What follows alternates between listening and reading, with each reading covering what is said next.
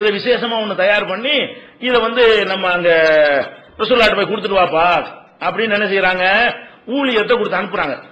எங்க இன்னொரு மனைவி வீட்டுல இருக்கும்போது அந்த அம்மா என்ன பண்ணுது, யாருங்கிறது வரல. சில ஹதீஸ்ல பேர்கள் முரண்பட்டு பல விதமா வருது. அது பேர் வைக்கும் இல்ல, ரெண்டு மனைவின்னு வச்சுக்கிட்டா போதும். அப்ப போனவன என்ன செய்யறாங்க, அந்த அம்மா என்ன செய்யுது, என் வீட்டுல ரசூலுல்லாஹ் இருக்கும்போது நீ கொடுத்து விடுவியா அப்படின்னு அந்த ஊழியர் கொண்டு வந்தார்ல. ரசூலுல்லாஹ் இருந்துகிட்டு இருக்கும் போது ரசூல் ஸல்லல்லாஹு அலைஹி வஸல்லம் முன்னிலையிலேயே அந்த தட்டை பிடிச்சி வாங்கி ஒரே தட்டில போட்டு கீழே போட்டு உடைச்சு விட்டாங்க. இந்த மனைவி என் வீட்டுல இருக்கும்போது என்ன செய்யற, நீ உங்க வீட்டுல இருந்து உள்ள சாப்பாடை கொடுத்து விடுறீங்களா? இது யார் முன்னாடி நடக்கிறது? நபிகள் நாயகம் ஸல்லல்லாஹு அலைஹி வஸல்லத்துக்கு முன்னாடி. அதுல ஒரு ஊழியர் நிக்கும் பொழுது அவர் என்ன நினைப்பாரு, ரசூலுல்லாஹ் பத்தி என்ன நினைப்பாரு, என்ன மரியாதை இப்படி நடத்தினார் ரசூலுல்லாஹ்க்கு முன்னாடி அந்த போட்டு அவன் தட்டை ஊத்தி உடைச்சா ரசூலுல்லாஹ் அடிச்ச மாதிரி தான் அர்த்தம். மனசுல யார் அடிக்கிறது, தட்டை அடிக்கிறது வச்சா கூட மனசால் யார் இது காயப்படுத்துது, ரசூல் ஸல்லல்லாஹு அலைஹி வஸல்லம் காயப்படுத்துது. அப்ப இது மாதிரி எல்லாம் நடந்து இருந்தா நம்மளா இருந்தா எங்கேயோ போயிடும், ஏறிடுவான் சைத்தான், அந்த மாதிரி வந்துடும். ஆனா என்ன செய்யறாங்க, ரசூல் ஸல்லல்லாஹு அலைஹி வஸல்லம் உடனே சிரிச்சுக்கிட்ட, காரத்து உம்முக்கும், உங்க அம்மாவுக்கு ரொம்ப ரோஷம் வந்துருச்சுப்பா அப்படிங்கிறாங்க. அந்த அம்மா தான் நம்ம எல்லாருக்கும், ரசூலுல்லாஹ்வுடைய மனைவிமார்கள் நம்ம எல்லாருக்கும் தாய். அப்ப இந்த ஊழியத்தை என்ன சொல்றாங்க, காரத்து உம்முக்கும், உங்க தாய் ரொம்ப ரோஷப்பட்டுட்டாங்க.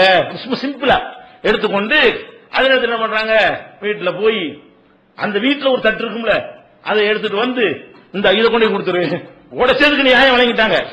அவங்க தட்டை நீ உடைச்சீங்கள, உடைச்சதை நீ வச்சுக்க, பதில் அந்த காரியத்துல நியாயத்தை கரெக்டா வழங்கிடுறாங்க. உடைச்ச தட்டெல்லாம் சேர்த்து பொறுக்கி இந்த ஓன் தட்டை நீ வச்சுக்க, ஓன் தட்டை கொண்டா அப்படின்னு சொல்லிட்டு அந்த தட்டை நினைச்சிட்டாங்க, ஊழியர்கிட்ட கொடுத்து இதை கொண்டு அவங்கள்ட்ட கொடுத்துட்டு வந்துரு என்று ரசூல் ஸல்லல்லாஹு அலைஹி வஸல்லம் சொல்றாங்க. இது முஸ்லிம்ல இது புகாரில இருக்கிறது. 5225வது ஹதீஸ்ல நீங்க பாருங்க, நிறைய இடங்கள்ல இருக்கிறது. அப்ப எதுக்கு இதை சொல்றோம், நபிகள் நாயகம் ஸல்லல்லாஹு அலைஹி வஸல்லத்துக்கு முன்னாடி வைத்து, ஒரு ஊழியருக்கு முன்னாடி வைத்து நபிகள் நாயகத்தை கேவலப்படுத்துற மாதிரி, ஒரு மட்டப்படுத்துற மாதிரி என்ன செய்யறாங்க, ஒரு மனைவியுடைய அந்த பாத்திரத்தை உடைக்கிறாங்கன்னு சொன்னா இதெல்லாம் ஒரு சராசரியா அவங்கள்ட்ட எதிர்பார்க்க இயலாது. அவங்கள நம்ம வைத்திருக்கிற இடத்தை வச்சு பார்த்தோம்னு சொன்னா இப்படியுமா நடந்திருப்பாங்க, ரசூலுல்லாஹ்வுடைய மனைவிமார்கள் உம்மஹாத் நமக்கெல்லாம் தாயா இருக்கக்கூடியவங்க இப்படிலாம் நடந்திருப்பாங்க நமக்கு தோணும். ஆனா எதுக்கு இதெல்லாம் நடக்குது, நமக்கு ஒரு முன்மாதிரிக்கு தான். அல்லாஹ் அது மாதிரி நடக்க வைத்து நபிகள் நாயகம் ஸல்லல்லாஹு அலைஹி வஸல்லம் அதை எப்படி எதிர்கொண்டாங்க, அது ஒண்ணு கண்டத்துல அறிஞ்சாங்களா, எப்படி உடைக்க போச்சுன்னு நினைஞ்சிருப்போம். நம்ம முன்னாடி ஒரு பாத்திரத்தை போட்டு ஒரு பொண்டாட்டி உடைச்சு என்ன செய்வீங்க, உங்க வீட்டுல உங்க தங்கச்சி வீட்டுல இருந்து 2 மணி நேரம் மேட்டர் வேணாம், உங்க தங்கச்சி வீட்டுல இருந்து ஒரு சாமான் வருது, ஒரு பாத்திரத்துல என்ன செய்யுது, ஒரு பிரியாணி கொடுத்து விடுறாங்கன்னு வைங்களேன், உங்க பொண்டாட்டி அதை வாங்கி ஒரே போடா கீழே போட்டு உடைச்சா உங்க நிலைமை என்னவா இருக்கு, இப்படி லைட்டா எடுத்துருப்பீங்களா? ஆனா எடுக்கணும், என்ன செய்யணும், சரி அது அப்படித்தான் இருப்பாங்க. நம்ம என்ன எதனால இந்த குழப்பம்லாம் வருது, பொம்புலன்னா இப்படித்தானே இருப்பாங்க, ரசூலுல்லாஹ்வுடைய மனைவிமாரே இப்படித்தான் இருந்திருக்கும் போது இவங்க மட்டும் வேற மாதிரியா இருப்பாங்க. அப்ப அதிகமான பெண்கள், பெண்களுடைய தன்மை என்ன, 1-2 பேர் ஜெயிச்சவங்களா இருப்பாங்க. இந்த தன்மை இல்லாட்டி வேற தன்மையில குறை இருக்கும், ஏதோ ஒண்ணு குறைபாடுகள் இருந்துகிட்டு இதே மாதிரியே இருக்காது. பலவிதமான குறைபாடுகள்ல ஏதோ ஒரு குறை, ஒரு பொம்பளைட்டு இருக்கிற குறை இன்னொரு பொம்பளைட்டு இருக்காது.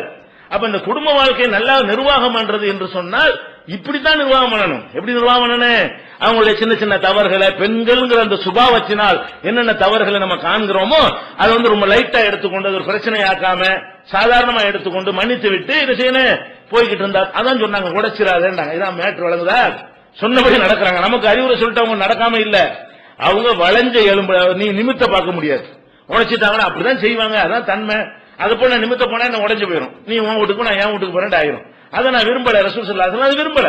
இப்படித்தான் இருப்பாங்கன்னு தெரிந்து கொண்டு என்ன செய்யறாங்க, அவர்கிட்ட உள்ள பல குறைகளை கண்டாலும் நிறையும் இருக்கும் பார்த்துக்க, வேற வேற தன்மைகளை யோசிச்சு பார்த்தீங்கன்னு சொன்னா உன் மேல வைத்திருக்கிற அன்பு பாசம், உன்னை கவனிக்கிறது, உன் பிள்ளைய வளர்க்கிறது, இப்படி நிறைய யோசிச்சு பார்த்தோம்னு சொன்னா ஒழுக்கமா இருக்கிறது, கற்போட இருக்கிறது, அந்த மாதிரி விஷயங்கள் எப்படி ஒன்னா நினைச்சு பார்த்தோம்னு சொன்னா இதெல்லாம் இருக்கும்போது 1-2 படி இருந்தா போயிட்டு போகுது. அதனால என்ன இப்படியாக என்ன செய்யணும், ஆண்கள் எடுத்துக்கொண்டார்களே, ஆனால் அதுதான் நிர்வகிக்கிற முறை. நபிகள் நாயகம் ஸல்லல்லாஹு அலைஹி வஸல்லம் அழகான ஒரு முன்மாதிரி இருக்கு இல்லையா, அது மாதிரி. அதே மாதிரி நபிகள் நாயகம் ஸல்லல்லாஹு அலைஹி வஸல்லம் அவங்க ஒரு தடவை கோவப்பட்டிருக்கிறாங்க, கோபத்துடைய உச்சகட்டம் கோவப்பட்டிருக்கிறாங்க. அது என்னன்னு கேட்டா, மனைவிமார்கள் ஹப்ஸா நாயகி ஆயிஷா நாயகியும் போட்டு ரசூலுல்லாஹ் அவரை டார்ச்சர் பண்ணி ரொம்ப கடுமையான முறையில் ரசூலுல்லாஹ்ட்ட சண்டை போட்டு விட்டாங்க. அப்ப இது அவங்களுக்கு ரசூலுல்லாஹ்க்கு ரொம்ப கோபம் இனிமே உங்கள்ட்ட எந்த உறவும் கிடையாதுன்னு சொல்லி நினைச்சிட்டாங்க. ஒரு மாசத்துக்கு அல்லாஹ் மேல சத்தியம் பண்ணிட்டாங்க, ஈலான்னு சொல்லுவாங்கல்ல, ஒரு மாச காலத்துக்கு உங்களோட எந்த தொடர்பும் இல்லைன்னு. அப்புறம் ஊர் பூரா பரவி போச்சு, ரசூலுல்லாஹ் மனைவிமார்களை டைவர்ஸ் பண்ணிட்டாங்க அப்படின்னு பரவுனவன உமர் ரலியல்லாஹு அன்ஹு வீட்டுக்கு ஒருத்தர் ஓடுறாரு. உமரே செய்தி தெரியுமா அப்படின்னு அவர் என்னன்னு கேட்கிறாரு. இந்த கசான் நாட்டுல இருந்து படையெடுத்து வர்றா சொன்னாங்களே அப்படியே நடந்துருச்சாப்பான்னு கேட்கிறாரு. பெரிய செய்தி மாதிரி சொன்னவன கசான் படையெடுத்து வர வந்துட்டாங்களா அப்படிங்கிறாரு அவரு. அதை விட பெரிய விஷயங்கிறாரு இவரு. அதை விட பெரிய விஷயம் என்ன, ரசூலுல்லாஹ் வந்து மனைவிமாரெல்லாம் டைவர்ஸ் பண்ணிட்டாங்க. அவங்க அந்த ஒரு மாசத்துக்கு யாரோடையும் பேச மாட்டேன்னு கோவமா போய் என்ன செஞ்சிட்டாங்க, ஒரு மொட்டமா அந்த ஒரு மச்சி பரன் பாங்கல்ல பரன்ல போய் உட்காந்துக்கிட்டாங்க. ஒரு மாசத்துக்கு என்ன செய்ய மாட்டேன், எந்த ஒரு தொடர்பு வச்சுக்கிற மாட்டேன், அவ்வளவுக்கு ரசூலுல்லாஹ் வேதனைப்படுத்தி இருக்கிறாங்க. அதுக்கப்புறம் என்னாவது நேர ரசூலுல்லாஹ் வந்து உமர்ல நான் கோவப்பட்டு அவரு ஆடையெல்லாம் தரையில இழுபட மகள்கிட்ட ஓடுறாங்க ஹப்சாட்ட போய். ஏன்னா அவங்க மகளும் அபூபக்கருடைய மகளும் தான் இது காரணம். கடுமையான கோவமா போய் ஹப்சாட்ட கேட்கறாங்க, நீ இந்த மாதிரி ரசூலுல்லாஹ்வை கோவப்படுத்துற மாதிரி ரொம்ப புன்பு ராத்திரி பூரா வேதனைப்படுத்துற மாதிரி நடந்தியாமல, உண்மையா? ஆமா அப்படித்தான் செஞ்சேன் அவங்க சொல்றாங்க. அப்ப என்ன நடந்துச்சு நமக்கு தெரியல.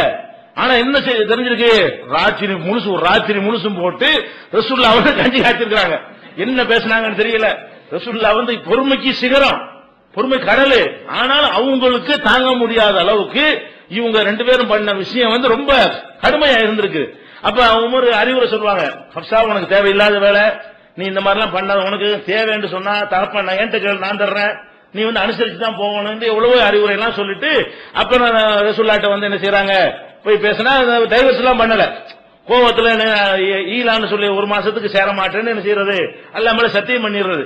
சத்தியம் பண்ணிட்டாங்கன்னா ஒரு மாசம் முடிஞ்சவன என்ன செஞ்சிருன்னு அது முடிஞ்சு சொல்றோம். தலாக்கல்ல இது ஒரு ஈலாவுடைய சட்டனம் பின்னாடி பார்ப்போம். எதுக்கு சொல்றேன், ரசூலுல்லாஹ்வுடைய உச்சகட்ட கோபமே இப்படி ஒரு சந்தர்ப்பத்தில் வந்திருக்கே தவிர அப்ப கூட அடிக்கல உதைக்கல.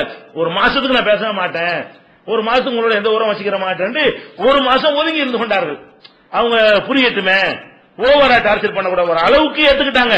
அப்ப ராத்திரி முழுசும் இரவு முழுசும் இந்த மாதிரி போய் டார்ச்சர் பண்ணியாமலன்னு தகப்பனார் கேட்டு ஆமா அப்படித்தான் பண்ணனேன் மகளும் ஹப்ஸா அவர்களும் ஒத்துக்கொள்ற அளவுக்கு என்ன இருக்குது சம்பவங்கள் நடந்திருக்கிறது.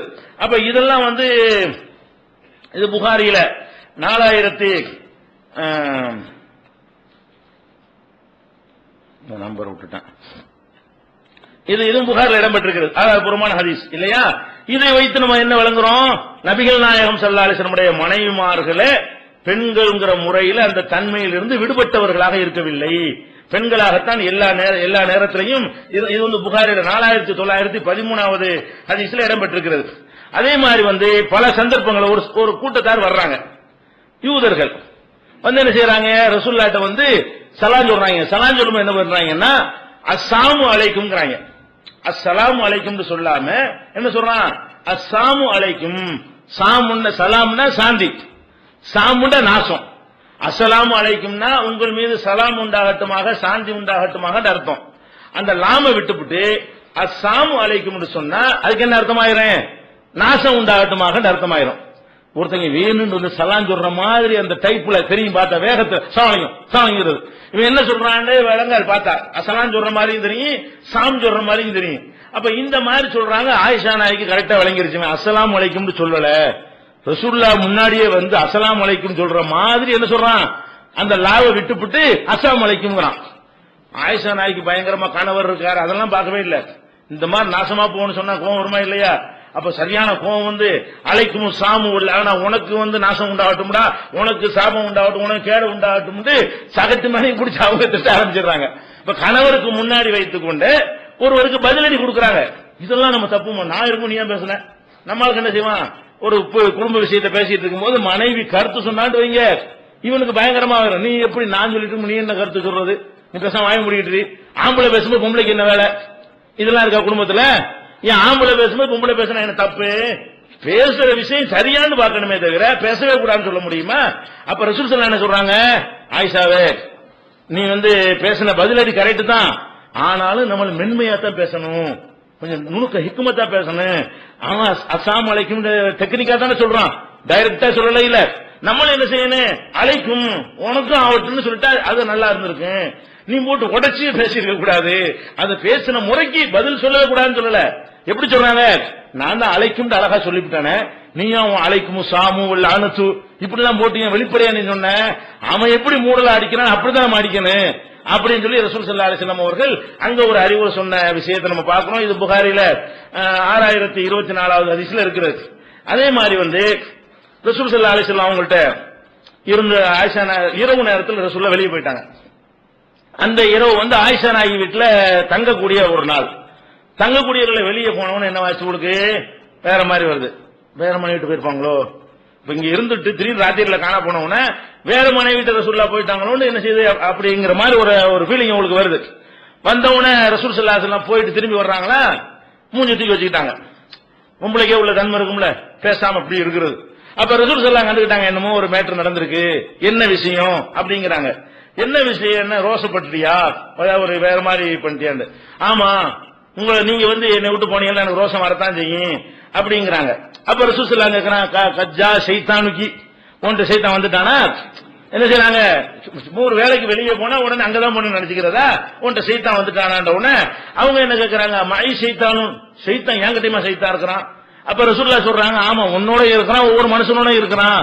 டயலாக் வேற மாதிரி மாறி போகுது, மாத்தி விடுறாங்க பாருங்க. ரசூல் ஸல்லல்லாஹு அலைஹி வஸல்லம் அவர்கள் இந்த பஞ்சாயத்தை எப்படி கொண்டு போயிடுறாங்க, பிரச்சனை வேற மாதிரி கொண்டு போயிட்டு அது மார்க்க வழக்க மாதிரி கொண்டு போயிடுறாங்க. என் டைமா சைத்தான் இருக்கிறான், ஓன் டைம் இருக்கிறான், எல்லாத்தையும் இருக்கிறான்.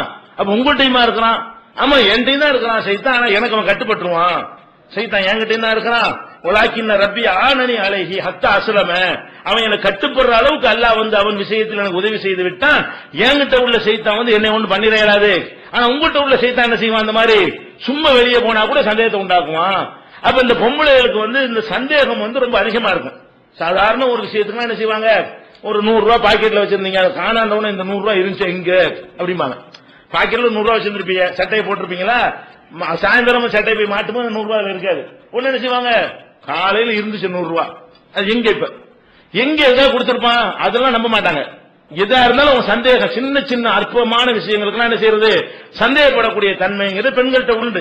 அது அவங்கள்ட்ட இருந்திருக்கா இல்லையா, எல்லா பெண்கள்ட்டையும் உள்ள மாதிரி ஆயிஷா நாயகிட்ட வீட்டுல இருக்கிறாங்க, இது வெளியே போயிருக்கிறாங்க, இரவுல போயிட்டு உடனே வந்துட்டாங்க. இந்த கொஞ்ச நேரத்துல மிஸ் ஆனவன என்ன பண்ணிட்டாங்க, வேற மாதிரி இப்படி கற்பனை பண்ணிக்கிட்டு அங்க போயிருப்பாங்களா அங்க போயிருப்பாங்களா அப்படியா இப்படியோ இப்படி நினைக்கிறாங்களே. இது வந்து ப்ரோக்ராமே இருக்க போய் தானே நடக்கிறாங்க. அவங்க தன்மையை அப்படி இருக்க போய் தானே இவ்வளவு சிறந்த ரலியல்லாஹு அன்ஹும்னு சொல்லக்கூடிய, நமக்கெல்லாம் தாய் என்று சொல்லக்கூடிய சொர்க்கவாசிகள் என்று சொல்லி நற்செய்தி சொல்லப்பட்டவர்கள் இப்படி நடக்கிறாங்கன்னு சொன்னா, அப்ப மற்ற பெண்கள் எப்படி நடப்பாங்க, மற்ற பெண்கள் நடக்கிறது நம்ம எப்படி அதை எடுத்துக்கொள்வது, புருஷனா இருக்கக்கூடியவர்கள் என்ன செய்யணும், இதை வந்து புரிந்து கொள்ளணும். பொம்பளைங்கிற இப்பெல்லாம் இருக்கத்தான் செய்வாங்கன்னு அது ஒரு வேற மாதிரி சிரிச்சு கிரிச்சிட்டு போய் இதுக்காக சந்தேகப்பட்டாங்க, சைத்தான் வந்துட்டானோ அப்படிங்கிற மாதிரி ஒரு லைட்டான ஒரு விஷயத்தை சொன்னாங்களே தவிர கை நீட்டி அடிச்சது கிடையாது, ரோசப்பட்டது கிடையாது, கோவப்பட்டது கிடையாது. மார்க்க விஷயத்தை சொற்பொழிவு நிகழ்த்தும் போதெல்லாம் கண்கள் சிவந்து போற அளவுக்குலாம் அப்படி மாதிரி கோவப்படுவாங்க. ரசூல் ஸல்லல்லாஹு அலைஹி வஸல்லம் மனைவிமார்கள் அப்படிலாம் நடந்ததா இல்ல. அதிகபட்சமா இந்த ஈலா பண்ணாங்கல்ல ஒரு மாசம், அதான் அவங்க வந்து குடும்பத்துல காட்டின ஒரு கோபமா இருந்துச்சே தவிர வேற மற்ற இடத்துல எல்லாம் சாதாரணமா தான் எடுத்துக்கொண்டிருக்கிறார்கள். அப்ப நிர்வாகம் பண்ணுவது என்பதை விளங்கிக் கொள்ளணும், அடக்குமுறை செய்வது இல்ல. மனைவிமார்களை அடக்குமுறை செய்யற அதிகாரத்தை நமக்கு தந்துடும். ஆண்கள் பெண்களை நிர்வகிக்கக்கூடியவர்கள் கேட்டா தீவிட்டு மிதிக்கணும் அப்படிங்கிற அர்த்தம் விளங்கிட கூடாது. அரவணைக்கணும், அவங்களுடைய பலவீனத்தை புரிந்து கொள்ளணும். ஒரு குழந்தைய தாய் எப்படி டீல் பண்ணுவாளோ, சின்ன சின்ன விஷயங்கள்லாம் சிரிச்சு செல்லமா எடுத்துட்டு போய் திட்டினா கூட என்ன செய்யறா தாய், அது சின்ன பிள்ளை அப்படித்தான் இருக்குன்னு விளங்கிறமா இல்லையா. அது சின்ன பிள்ளை மூத்திரம் மேஞ்சிருவான் மேல, அதுக்கு கோபம் நமக்கு வருமா, இந்த குழந்தை அப்படித்தான் இருக்கு, அப்படி இல்லாட்டி தான் ஆச்சரியப்படணும். அப்ப அது என்ன செய்யறோம், சிரிப்பா ஒரு சாதாரணமா அந்த தன்மை எடுத்துக்கொள்றோமா இல்லையா, அந்த மாதிரி எடுத்துக்கொள்ள வேண்டும். இன்னும் குடும்பத்தை நிர்வகிக்கக்கூடிய ஆண்களுக்கு ஆண்களுடைய கடமைகள் பெண்களுக்கு அப்புறம் சொல்லுவோம், கலந்து தான் வரும். அப்ப ஆண்கள் எப்படி எல்லாம் இந்த நிர்வாக விஷயத்தில் நடந்து கொள்ள வேண்டும் என்பதற்கு இன்னும் பல அறிவுரைகள் இருக்கிறது. இன்ஷா அல்லாஹ் அது அடுத்த நாள்ல பார்க்கலாம்.